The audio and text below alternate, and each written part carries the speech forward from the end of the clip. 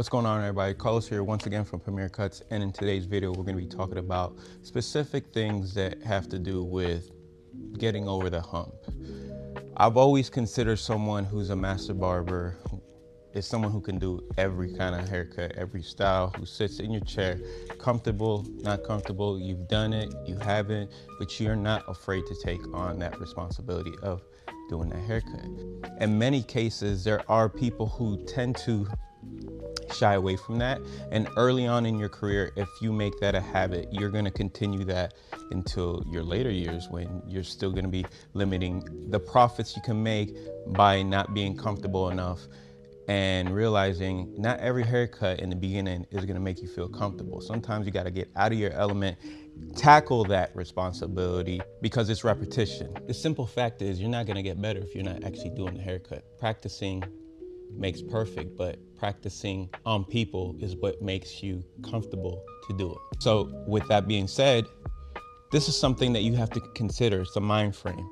You're never gonna feel comfortable if you're not actually taking the time to do it. I've seen so many really good barbers get over that hump, but man, does it take a while for them to that light bulb to click, to realize like the only thing that's stopping me is me.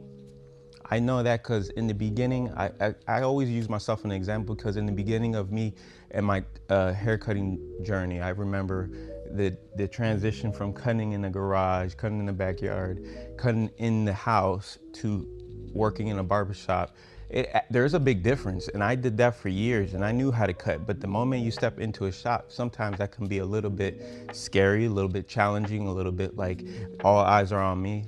Listen, if you work with a bunch of good people, they're gonna be cheering for you. They're not gonna be sitting there just judging you. So take that for what it is. Like, stop putting so much pressure on yourself and just get to doing the haircuts that you're not comfortable with. So that way, in a year's time, you're gonna look back and say, man, I've really improved as a barber. And that's the steps it takes to become a master barber. So just take the time and do whatever sits in your chair, so that way you can have a variety of skills.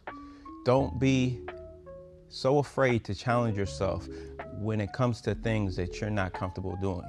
You're never gonna get comfortable in this game. The moment you do, the moment you stop going with the trends, and then you get stuck to one type of barbering, and you're gonna limit your money doing that. So learn to take long hair, short hair, whatever it is, whatever makes you feel uncomfortable, stop passing